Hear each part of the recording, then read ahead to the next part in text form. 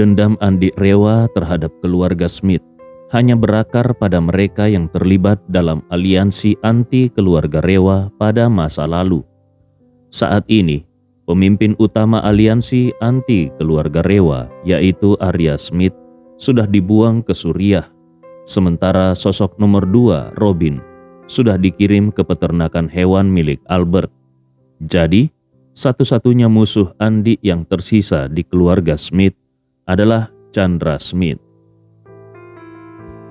Menurut kesepakatan antara Andi dan Ziva, kalau Ziva berhasil merebut posisi kepala keluarga Smith, dia bisa menyerahkan Chandra Smith sebagai imbalan untuk membawa ayahnya kembali ke negara ini.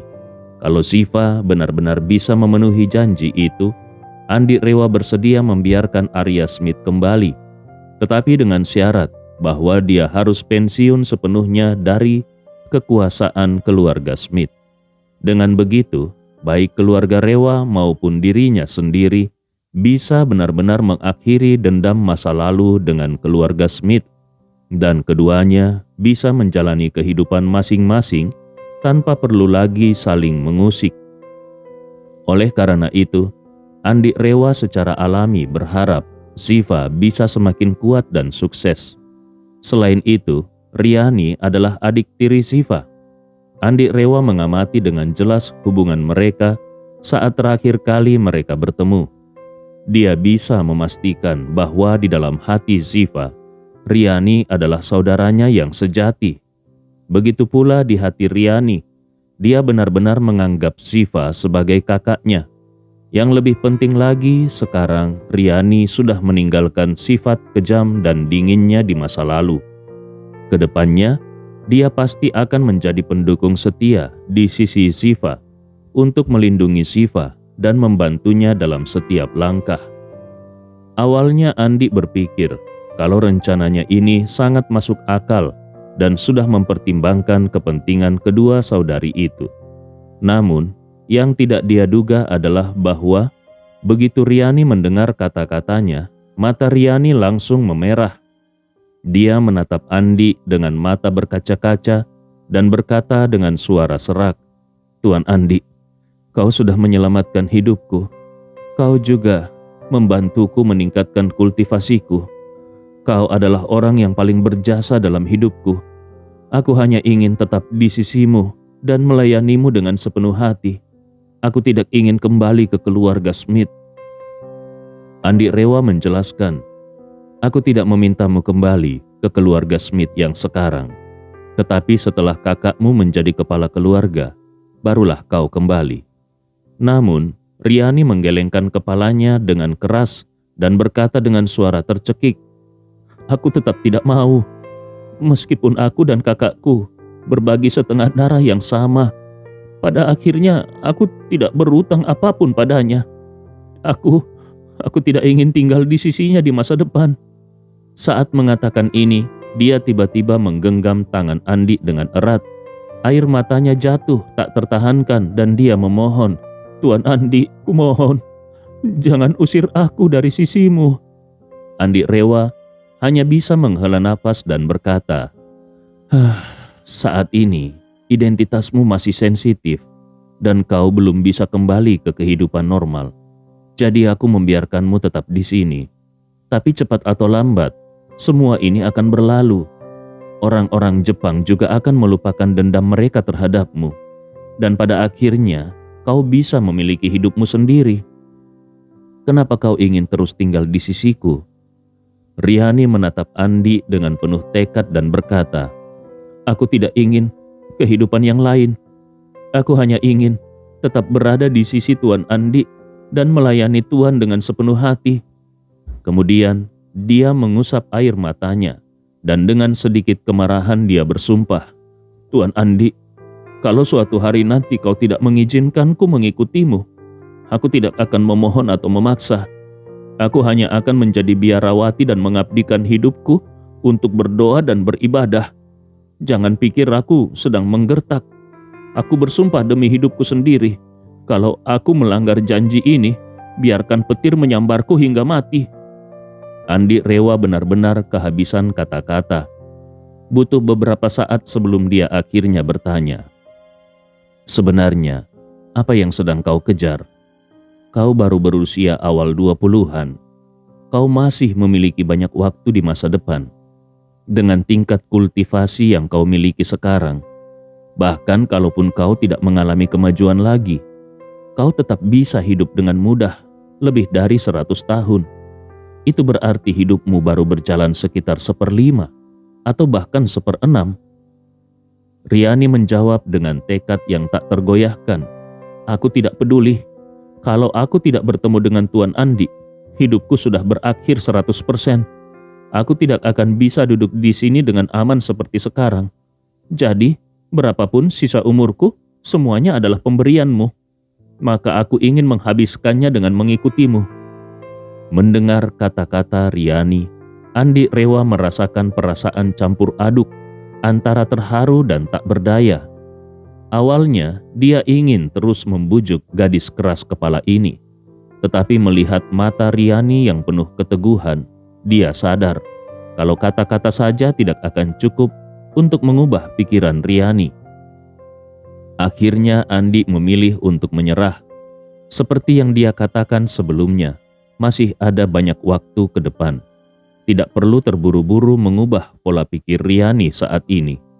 Seiring waktu berlalu, tidak peduli seberapa keras pikirannya, lambat laun pandangannya pasti akan berubah. Memikirkan hal itu, Andi Rewa memutuskan untuk mengganti topik dan berkata, "Oh ya, Riani, aku sudah meminta Tuan Ibnu Komar untuk segera membeli sebuah villa di tepi sungai. Itu adalah sebuah rumah bekas dengan halaman pribadi, memiliki 8 kamar dan ruang bawah tanah seluas lebih dari 300 meter persegi. Setelah kakekmu dan yang lainnya datang, mereka bisa tinggal di sana. Tempat itu cocok dan tenang. Cocok untuk mereka berlatih tanpa gangguan." Riani buru-buru berkata, "Tuan Andi, kau tidak perlu menghabiskan banyak uang seperti ini. Dulu keluarga Tanujaya melayani keluarga Smith dan tinggal di sana. Bahkan hanya diberi tempat seperti asrama dengan tempat tidur susun yang dipisahkan berdasarkan jenis kelamin. Kau benar-benar tidak perlu membeli villa, itu terlalu boros." Andi Rewa tertawa dan berkata, "Aku membeli villa itu untuk meminjamkannya kepada kakekmu dan yang lainnya. Jangan terlalu memikirkannya. Lagi pula, aku juga menganggapnya sebagai investasi, karena harga properti itu pasti akan naik." Riani masih merasa ragu dan berkata, "Tapi setelah kakek dan yang lainnya datang, mereka pasti harus selalu siap sedia melayanimu 24 jam. Kalau mereka tinggal di villa, bagaimana kalau kau membutuhkan mereka? Mereka tidak akan bisa datang tepat waktu." Andi Rewa tersenyum tipis. "Itu bukan masalah besar. Aku sudah terbiasa beraktivitas sendiri. Bahkan Albert dan Ibnu Komar pun tidak selalu berada di sekelilingku 24 jam sehari. Mereka punya urusan dan kehidupan masing-masing. Kakekmu dan yang lainnya juga akan seperti itu." Riani bertanya dengan penuh rasa ingin tahu, "Kalau begitu, apa tugas utama mereka setelah datang nanti?" Andi Rewa menjelaskan, "Aku sudah memikirkan itu. Nantinya, orang-orang dari keluarga Tanujaya bisa dibagi untuk membantu Albert dan Ibnu Komar. Albert memang punya banyak anak buah, tapi mereka semua hanyalah petarung jalanan. Kalau hanya untuk tawuran biasa, mereka bisa diandalkan. Tapi kalau harus menghadapi seorang ahli sejati, mereka sama sekali tidak ada gunanya. Jadi, beberapa orang dari keluarga Tanujaya bisa membantu Albert dalam menangani urusan yang berada di luar kemampuannya. Selain itu, mereka juga bisa sedikit melatih anak buah Albert agar tidak terlalu lemah. Adapun mengenai Ibnu Komar, meskipun anak buahnya cukup terlatih, mereka tetap bukan tandingan para ahli bela diri seperti kalian. Jadi, kalian juga bisa membantu meningkatkan kekuatan mereka secara keseluruhan." Riani segera berkata, "Itu tentu bukan masalah. Kakek dan yang lainnya pasti bisa melakukannya dengan sangat baik." Namun setelah itu, dia tampak sedikit malu dan dengan ragu-ragu bertanya, "Tuan Andi, aku ingin tahu, bagaimana denganku? Apa yang akan kau tugaskan kepadaku?" Andi Rewa tersenyum dan berkata, "Kau masih dalam situasi khusus. Jadi untuk sementara tetaplah tinggal di JX Marion. Selain aku dan ibumu, usahakan jangan terlalu banyak berinteraksi dengan orang lain." Riani tidak memiliki keberatan sedikit pun terhadap pengaturan yang dibuat oleh Andi. Yang paling dia takutkan adalah kalau Andi mengirimnya ke Ibnu Komar, Albert, atau bahkan ke kakaknya sendiri. Sekarang karena Andi bersedia tetap membiarkannya tinggal di JX Marion, tentu saja dia menerima dengan senang hati. Asalkan dia tidak diusir ke tempat lain dan bisa sering bertemu dengan Andi, itu sudah cukup baginya. Andi Rewa berkata kepada Riani, "Oh ya Riani, sebelumnya aku memang tidak membiarkanmu berhubungan dengan dunia luar, bahkan tidak memberi akses terhadap informasi apapun. Salah satu alasannya adalah karena aku masih memiliki sedikit kewaspadaan terhadapmu. Tetapi alasan utama adalah karena identitasmu yang terlalu sensitif. Kalau ada kebocoran informasi, itu bisa membawa masalah besar bagimu sendiri." Setelah jeda sejenak, dia melanjutkan, "Tapi sekarang, aku melihat kau tidak lagi seperti saat pertama kali mengalami masalah. Kau sudah bertemu dengan ibumu, dan aku yakin kondisi mentalmu jauh lebih stabil sekarang."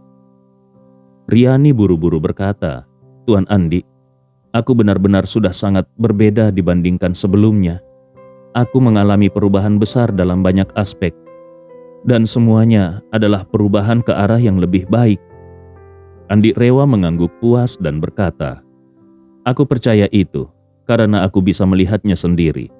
Sambil berbicara, dia mengeluarkan sebuah ponsel baru dan menyerahkannya kepada Riani. "Ini ponsel yang sebelumnya aku minta untuk dibeli oleh Ibnu Komar. Awalnya, aku berencana memberikannya kepada kakakmu saat dia pergi. Tetapi, karena Ibnu Komar masih menyimpan ponselnya yang lama sebelum kejadian, maka aku mengembalikan ponsel aslinya kepadanya. Jadi, ponsel ini lebih baik aku berikan kepadamu." Sudah lama sejak terakhir kali Riani menggunakan ponsel. Bahkan dia sudah lama tidak mengakses informasi dari internet. Maka ketika melihat ponsel di hadapannya, dia langsung merasa sangat bersemangat dan emosional. Bagi generasi muda yang sudah terbiasa dengan ponsel pintar dan internet, bahkan sehari tanpa ponsel saja sudah terasa sulit. Kalau dalam kondisi sadar, seseorang harus menjauh dari ponsel selama lebih dari 2 atau 3 jam, pasti akan merasa gelisah. Riani tentu tidak terkecuali. Di JX Marion, dia hampir seperti berada dalam tahanan rumah tanpa akses ke informasi luar. Di dalam hatinya, dia sudah lama ingin memiliki ponsel, tetapi dia tidak berani memintanya dari Andi. Sekarang, ketika Andi dengan sukarela memberinya ponsel baru, dia tidak bisa menyembunyikan kegembiraannya.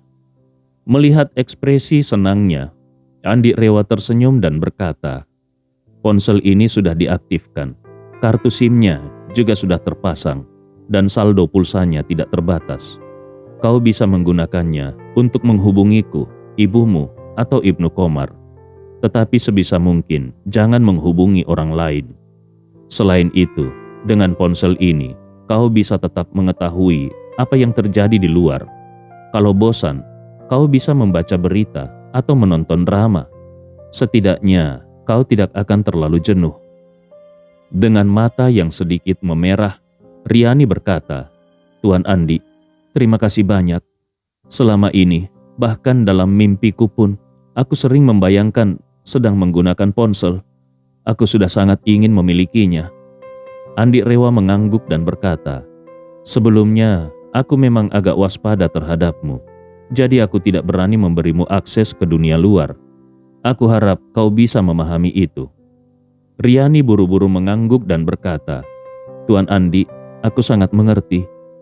Andi Rewa berkata sambil tersenyum. Itu bagus.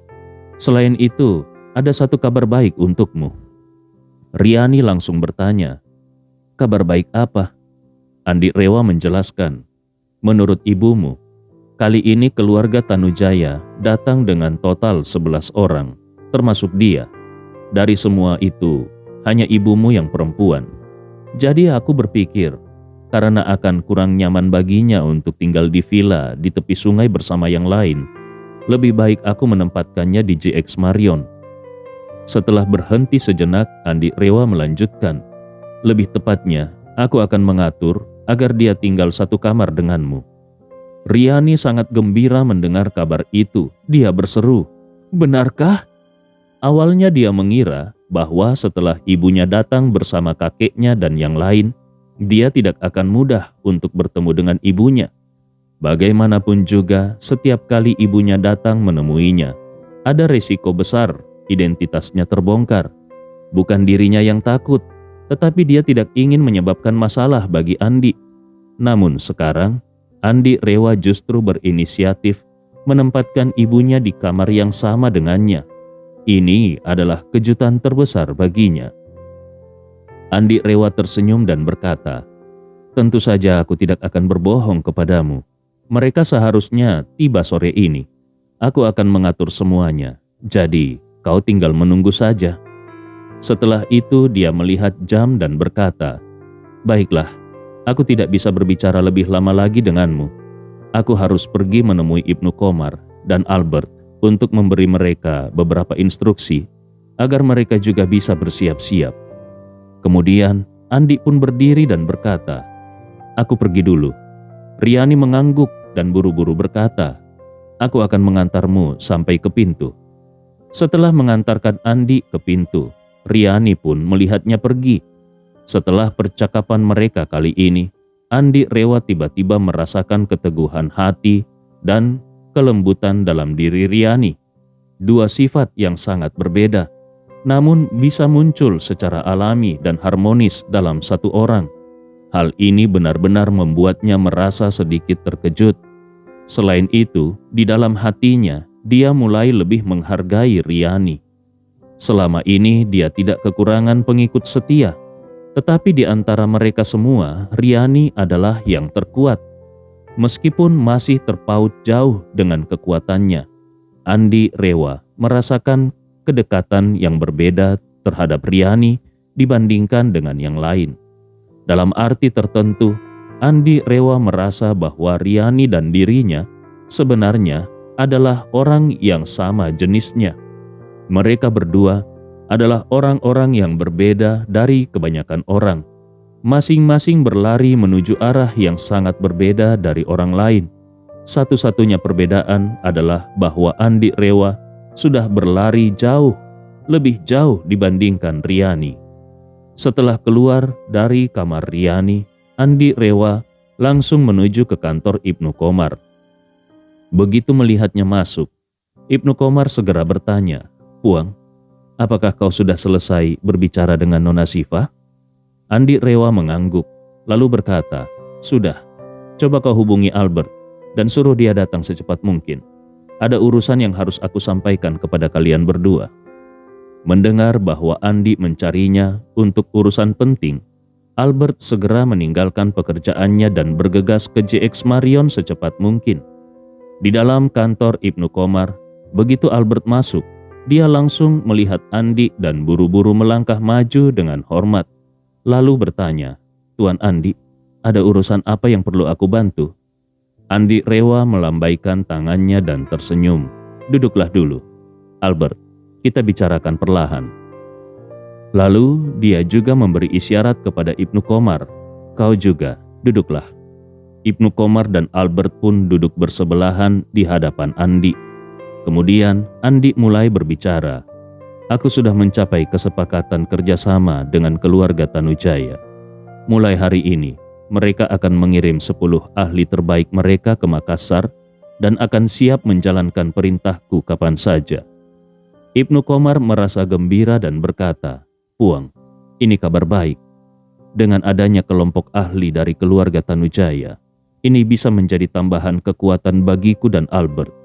Meskipun kami memiliki banyak orang di bawah kami, tapi dari segi kemampuan bertarung, mereka masih kalah jauh dibandingkan dengan para praktisi seni bela diri.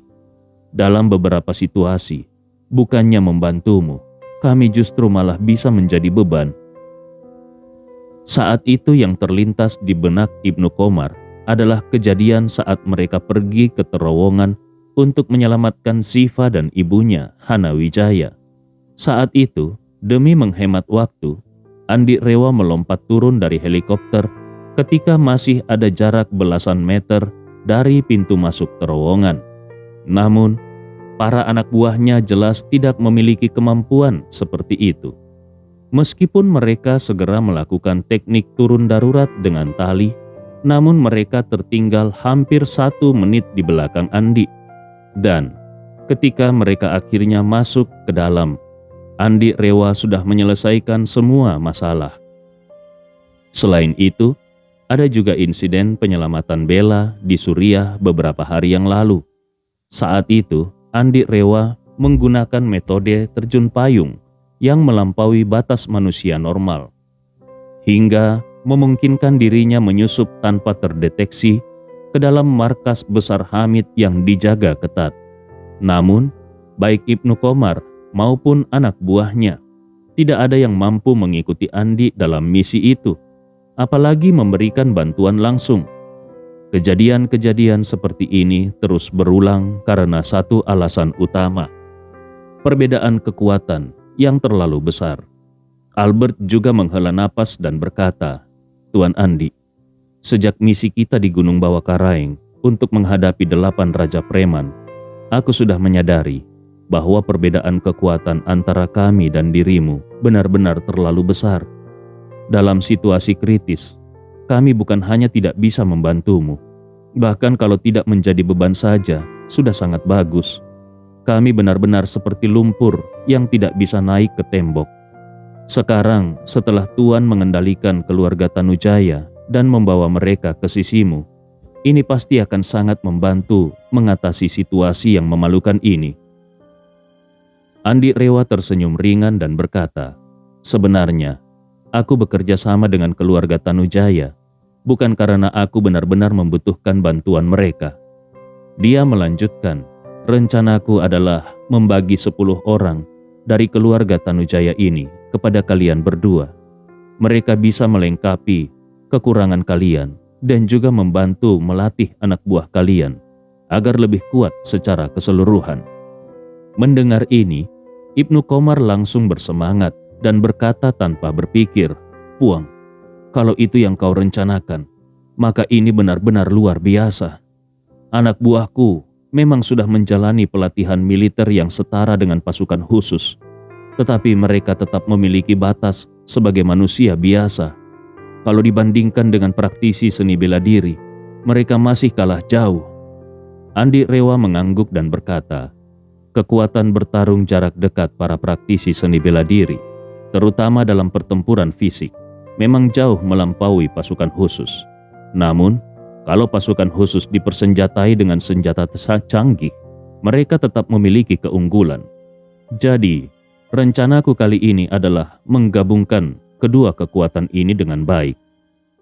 Aku ingin keluarga Tanujaya melatih anak buah kalian dengan teknik seni bela diri agar mereka memiliki kemampuan bertarung jarak dekat yang lebih baik.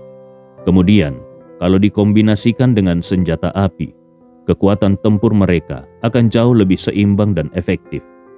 Dia kemudian menambahkan, "Selain itu, Ibnu Qomar, anak buahmu yang sudah menjalani pelatihan pasukan khusus, juga harus membantu keluarga Tanujaya dalam memahami dan menggunakan senjata api serta teknologi canggih lainnya. Ini adalah kelemahan terbesar mereka. Kalau mereka tidak meningkatkan kemampuan di bidang ini, maka kekuatan tempur mereka tetap akan terbatas." Andi Rewa kemudian berkata dengan penuh pemikiran, "Saat aku pergi ke Jepang sebelumnya, aku juga pernah bertarung dengan ninja Jepang. Ada sebagian ninja yang masih seperti para praktisi bela diri di sini. Mereka masih terjebak dalam era pertempuran fisik dan senjata dingin. Namun, ada juga sekelompok ninja Jepang yang bisa mengikuti perkembangan zaman dan berhasil mengintegrasikan teknologi modern. Salah satu hal yang paling berkesan bagiku adalah penggunaan sayap layang berlapis cat super hitam yang dikombinasikan dengan kipas dorong berbaterai litium senyap. Dengan ini, mereka bisa terbang dengan cepat di malam hari tanpa terdeteksi oleh orang biasa di darat. Ini adalah perpaduan sempurna antara ninja tradisional dan teknologi modern. Menurutku, ini adalah konsep yang sangat layak untuk kita pelajari. Ibnu Qomar segera mengangguk dan berkata dengan penuh semangat, "Puang, aku mengerti maksudmu. Intinya, kita harus berusaha bersama untuk saling melengkapi kekurangan masing-masing." Andi Rewa mengangguk serius dan berkata, "Benar, kalian berdua harus memilih orang-orang yang paling kalian percayai. Lalu biarkan mereka berlatih seni bela diri dengan keluarga Tanujaya. Aku akan secara berkala memberikan mereka ramuan jamu penghancur gumpalan darah untuk membantu mempercepat peningkatan kekuatan mereka." Bagi Andi Rewa, jamu tersebut memang bukan sesuatu yang berharga, tetapi bagi orang biasa maupun praktisi seni bela diri, efek peningkatannya sangatlah signifikan. Rencana Andi adalah agar dia akan memilih sekitar 40 hingga 50 orang dari bawahan Ibnu Qomar dan Albert yang memiliki potensi dan bisa sepenuhnya dipercaya. Mereka akan berlatih seni bela diri sambil dibantu oleh ramuan jamu untuk meningkatkan kondisi fisik dan kekuatan mereka. Tidak perlu memberikan 1 saset kepada setiap orang, cukup dengan melarutkan 4-5 saset ke dalam air dan membagikannya secara merata. Efeknya sudah sangat luar biasa. Dengan cara ini, dalam waktu kurang dari 1 atau 2 tahun, mereka bisa mencapai level praktisi bintang 2 atau bahkan bintang 3. Kalau dirinya benar-benar memiliki 40 hingga 50 praktisi bintang 3 di bawah komandonya, maka itu sudah menjadi kekuatan yang tidak bisa diremehkan. Kalau dikirim ke Jepang, mereka bisa dengan mudah melenyapkan seluruh klan ninja dalam sekejap. Selain itu, di sisinya masih ada Riani. Saat ini, Riani sudah menjadi salah satu praktisi bintang 3 terkuat. Kalau Andi Rewa membantunya lebih jauh, dia tidak hanya bisa mencapai level yang setara dengan Reza Tanujaya sebagai praktisi bintang 4, tetapi bahkan bisa melampaui Reza Tanujaya dan menjadi satu-satunya praktisi bintang 5 di seluruh negeri ini. Kalau hal ini bisa tercapai, maka semua praktisi baru yang sudah dilatih, ditambah dengan para pendekar dari keluarga Tanujaya, bisa sepenuhnya berada di bawah komando Riani. Dengan kemampuannya, Riani pasti bisa memaksimalkan potensi mereka. Andi Rewa dulu terbiasa bertarung sendirian, namun setelah melalui begitu banyak pengalaman, terutama setelah bertemu dengan Hamid, dia menyadari bahwa sekuat apapun seseorang dalam bertarung sendirian, tetap ada saat di mana dia tidak bisa melakukan semuanya sendiri. Sekarang adalah saat yang tepat untuk benar-benar mengubah pola pikirnya. Kalau hal ini bisa dilakukan, maka bukan hanya Jepang yang bisa ditaklukkan dengan mudah, namun bahkan kalau harus beroperasi di Eropa atau Amerika, kekuatan tempurnya tidak kalah. Keluarga Janvier memang kuat, dengan aset tersembunyi dan pasukan pribadi di seluruh dunia. Namun, kalau suatu hari nanti mereka harus menghadapi serangan udara dari puluhan praktisi bintang 3 yang mahir dalam penggunaan senjata api, apakah mereka masih bisa bertahan? Saat matahari terbenam dan langit dipenuhi cahaya jingga, sebuah pesawat jet Gulfstream mendarat di Bandara Makassar. Tubuhnya diselimuti sinar emas senja. Di dalam pesawat, terdapat 11 orang dari keluarga Tanujaya yang dikirim kali ini, termasuk Reza Tanujaya dan Sinta. Begitu mereka turun dari pesawat, tim kendaraan yang telah diatur oleh Ibnu Qomar segera menjemput mereka menuju villa tepi sungai yang sudah dibeli sebelumnya. Villa ini terletak di kompleks yang sama dengan kediaman Profesor Halim, ayah dari Bella. Namun, villa yang ditempati oleh keluarga Tanujaya jauh lebih besar dibandingkan milik Profesor Halim. Alasan Andi menempatkan keluarga Tanujaya di sini sebenarnya memiliki sedikit unsur kepentingan pribadi. Dia berharap agar mereka juga bisa mengawasi keadaan Profesor Halim dan putrinya Bella. Dengan kehadiran keluarga Tanujaya di tempat ini, kalau ada pihak yang berniat mencelakai mereka, kemungkinan besar mereka hanya akan mengalami kegagalan total. Saat ini, Andi, Ibnu Qomar dan Albert sudah menunggu di dalam villa. Ketika iring-iringan mobil tiba, langit belum sepenuhnya gelap. Di bawah pengawalan anak buah Ibnu Qomar, akhirnya Reza Tanujaya, Sinta, dan anggota keluarga Tanujaya lainnya melangkah memasuki halaman villa. Andi pun membawa Ibnu Qomar dan Albert untuk menyambut mereka. Begitu melihat Andi Rewa, Sinta segera membungkuk hormat dan berkata, "Tuan Andi Rewa, salam hormat." Andi tersenyum kecil dan berkata, "Bibi Sinta, tidak perlu sekaku itu. Mulai sekarang, panggil saja aku Andi." Reza Tanujaya yang berdiri di samping langsung menyela, "Bagaimana mungkin? Tuan adalah dermawan terbesar bagi keluarga Tanujaya. Bahkan juga Tuan kami di masa depan. Perbedaan status harus tetap dijaga."